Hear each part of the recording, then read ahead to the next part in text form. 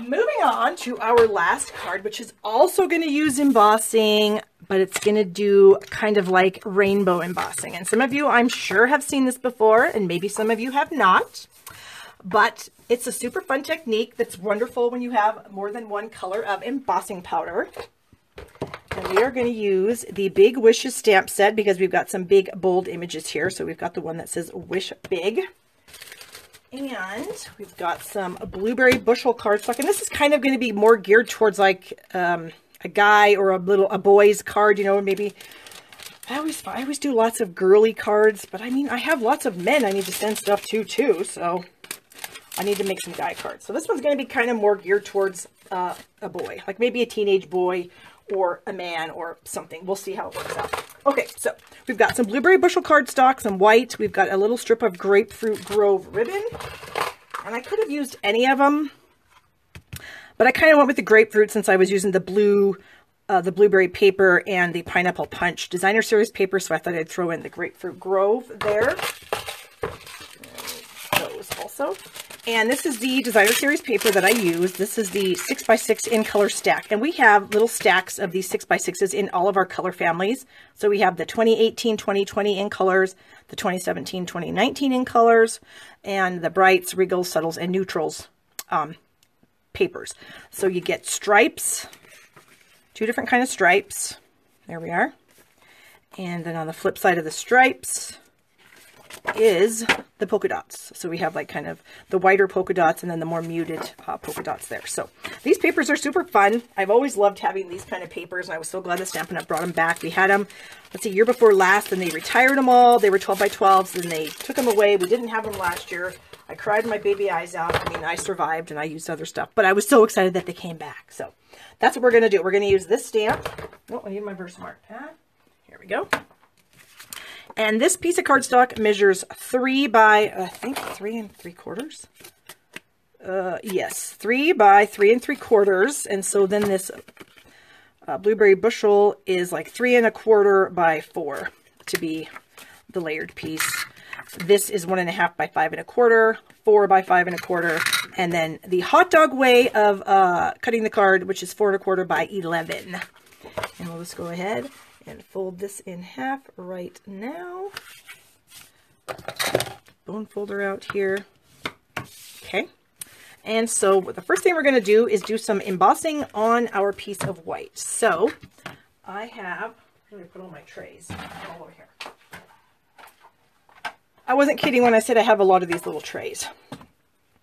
Okay, so we're going to use the other 3 colors of embossing powder. Get those out of the tube here. All right, so here's my yellow tray.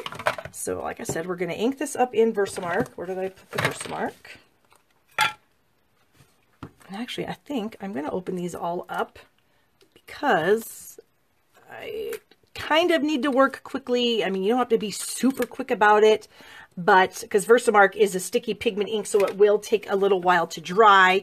But I mean, you still want to work with a little bit of, what's the word I'm even looking for? And my mind is telling me fastness, but fastness is not a word. I don't know where I'm coming up with all these non-words. Work quickly, but don't like stress yourself out about it. Hello, Charlene. Good to see you. Okay. Yeah, fastness, not a word. Just saying. Okay. Oh, you know what? I need a darker piece of cardstock. I always find that I can see better if I have my white paper surrounded by dark paper, and this is white, so I can't really see. Okay, so I'm going to try to center this as best I can on there, like so. I'm going to press it down, try to get good contact. Okay, so you probably can't really see that there is ink there because it's Versamark, and Versamark is very light, but there is, I swear. So I'm just adding my Pineapple Punch to the edge here. So you can see that I have some Pineapple Punch. Now I'm going to flip this around, bring in the Grapefruit Grove, and we'll do this. And we'll sprinkle that into the tray. Yeah, I think I might need a tiny little bit more of this. The coverage wasn't quite as far into the center as I liked, so there we go. And then we will add the blueberry bushel right down the middle. And since most of my Versamark, I mean, I might get a couple of sprinkles here and there, but most of my Versamark has already been covered by embossing powder. So there we have it. And I'm going to flick that into the air. I don't really want to flick any yellow or grapefruit grove anywhere. So that is how you do multicolor embossing. So now I just need to heat that up. And let's see if I have any other stories I can tell you while I'm heating this up. Where did I put my tool? Okay, here we go. Oh, since Jackie's on here, I have a funny little story about heat tools. Her and I used to stamp together quite a bit, and she knew a gal, and I cannot remember who this gal is, but this gal used to do this when she would emboss. She would move the tool like she was drying her hair. Well, that doesn't really work that good. So, yeah. You just want to kind of keep it in one spot, look at it, you can see it melt, and then as it's melting, you just move the tool to a new spot and continue heating it. So I always find that if I have it next to a light where I can kind of see the glare, blow dryer. Do you remember that, Jackie? I don't remember who that girl was, but she was a friend of yours, and when we were heat embossing stuff, she would wiggle it around like to dry your hair. And so that was just really funny. Why I remember that, I don't know. Probably because Jackie's on here and I'm heat embossing without a blow dryer. Okay. No, she didn't use a blow dryer. She would just do it as a blow dryer motion. So, yeah, that was some funny stuff back in the day. Okay. That was probably, oh my gosh. How long ago would that have been, do you suppose? 17 years ago, maybe? Because I've been a demonstrator for 15, and I was not a demonstrator when we were doing that. June was the demonstrator.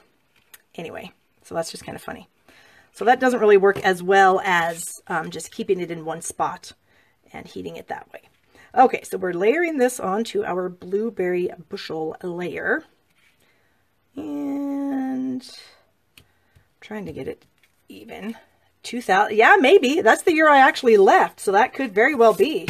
So 18 years ago. Holy cow. I have been stamping for a long time. Even though I've only been a demonstrator for 15 of those years. I started stamping in, yeah, it was like 2000 or 1999 or something. Oh, good Lord. What the heck? Okay. Got some embossing powder there. All right. What am I looking for here? I'm not happy with that because I put that on there crooked. So I'm going to try and see if I can fix it. If I bring in some fancy scissors, and maybe try to cut it on the diagonal just a tad. I think it's partially salvaged, partially not. Oh, I am not happy with myself right now, girls. And if there's guys on here, I'm not happy with myself regardless of who you are. Okay, we're going to just move on because we can't dwell on that. Now, another thing you can do with embossing powder and heat tools is you can color stuff. So we have these new brads in the catalog, and yes, they are amazing all by themselves, any color that you decide to use them. So we have some metallics, and we have just some color. So there's the mint macaron, calypso coral, I think Night of Navy and white, and then the silver, gold, and copper. And so I'm just going to grab one of these mint macaron ones and put these back the right way. Oh wait, these are basic, those are metallic. Get it straight, Barb. Okay, so what you can also do is you can color stuff like this. So I'm going to color this yellow. Pineapple Punch. And I happen to have this pair of cross-lock tweezers. Whoops. That Stampin' Up! Did sell 100 years ago in a kit, and I've just always kept them because they're really cool. But, you know, just some regular tweezers I'm sure would work just fine. So what I'm going to do is I'm going to grab my heat tool again, and I'm going to put the lid on this so I don't blow the powder all over the place. But I'm going to heat this up, this little brad. So I'm going to heat it up. I don't know how long, until I feel like it might be hot. And then I'm going to take the lid off and I'm going to dunk it in there. And see what happens? It's yellow! And then I can melt that embossing powder to the brad. Get it melty on there a little bit. And I'm going to dunk it in again. And I'm going to heat it up a little bit more. And that will give me some colored brads. I know, right? I'm going way back, Jackie, way back. And so here is a colored brad. I'm so excited. Okay, so now I can take a hole punch, which I happen to have. Oh, which one is it? This one. Okay, this is an 1/8 inch hole punch. And you know, honestly, I can't even remember if we sell this in the catalog anymore, but you probably have one. Let's just go there. And I'm going to punch a hole right up there in the corner. And then my little brad should be not hot anymore. And I'm just going to pop that right in there. Open up the prongs. And then I have a fabulous little slide. I'm so excited about that. Okay. No, I don't want to use that snail. It's been giving me fits today. Oh my gosh. What should I do? Polka dots? Or stripes? Okay, you guys are going to have to weigh in again. Polka dots?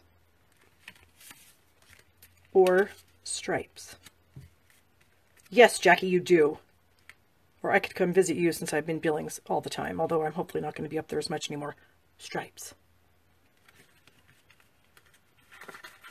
Ugh, get over there. Polka dots? Stripes.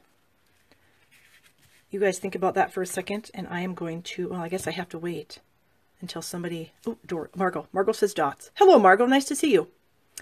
Anyone else agree with Margot? Anne Marie says dots. Wendy says dots.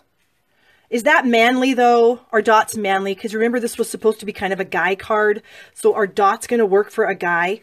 Or, now that I've said that, does that change your mind at all? Does that make you say, oh yeah, Barb, maybe we should go stripes since it's for a guy?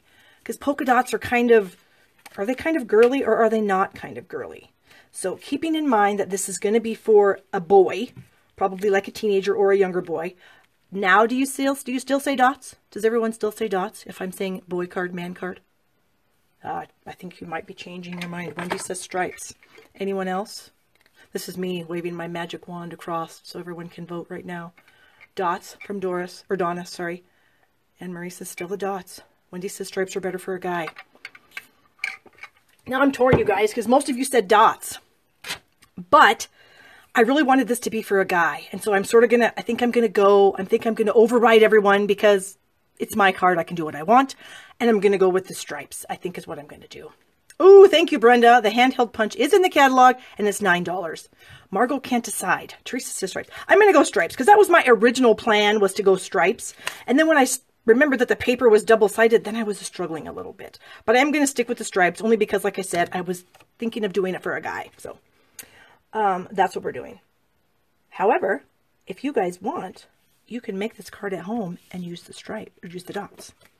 And look what I did. My cardstock's a little long, but like I always say, you can always trim paper down. You can never add paper to your card. So we just trim that off just a hair. That's going to go there. Get that glued on. And I think, yeah, is this blue? Did I cut this wrong? Did I hot dog cut this wrong?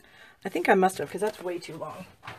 Well, I kind of pulled it out of my stash, and apparently it was wider than 4 1/4 inches. So now it's 4 1/4 by 11. I lied before. Okay. And we, oh, Barb! Ugh. Sometimes you guys, can I get that off? I don't think so. We're going to have to do something. What am I going to do? What am I going to do? Okay. I was going to put the ribbon on there. I was going to wrap the ribbon around it. But in my haste to decide whether I wanted stripes or polka dots, I didn't put the ribbon on. But I really want the ribbon on there. How can I get that on there? I might be able. Oh, we're going to try this. This doesn't always work. Well, we're going to try it. Okay. Gluing ribbon on to stuff doesn't always work. But we're going to try. Okay. So if I cut that right. Ugh. Jeez Louise. This has been like the worst Facebook Live in the history of the world. All right. So I'm going to just barely. I have to get down here close. So you might see my hair and I apologize. At least it's not gray. I got it done just like a week ago or so. And so I haven't even had to use my chocolate chip ink and my sponge dauber to cover up my gray. So yeah. So you can see, hopefully you can see, this bead of glue that I'm putting on here is super, super thin, because if it's thick, it's going to squish out all over the place, and I don't want it to squish out all over the place. All right. And this ribbon, I think, is thick enough that the glue won't bleed through. Sometimes if your ribbon is thin, like really sheer, the glue will soak through and you'll be able to see it.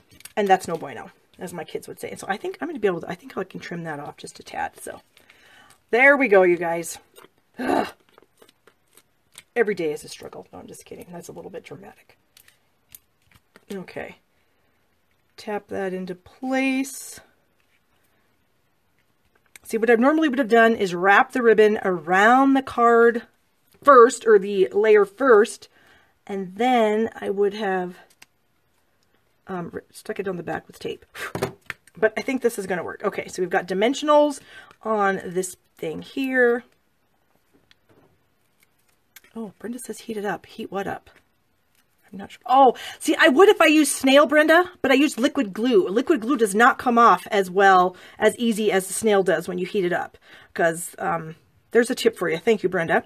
If you guys do use snail and that did happen to you, you can use the heat tool to loosen up the glue, and then you can peel that layer off and you could put your ribbon on. But because I used liquid glue, I haven't ever had much luck in peeling that layer off without ruining it. So it worked out okay. I saved it, thank goodness. And there it is. So that is my last card. So remember to share the video. Like my page if you haven't already. I would appreciate that. Sharing it will get you in the drawing to win the cards. Remember, my Abstract Impressions online class is only $20. You can get that on my blog. Order with me at shoppingwithbarb.com. And hopefully things are going to be settling down for me, and I actually might be changing my Facebook Live time to the evening, because I'm finding more people are watching me now than normally watch me during the day. So I think I might change it to the evening. We'll kind of see how this works out. But anyways, thank you guys again. Have a wonderful week and a great weekend. Bye-bye.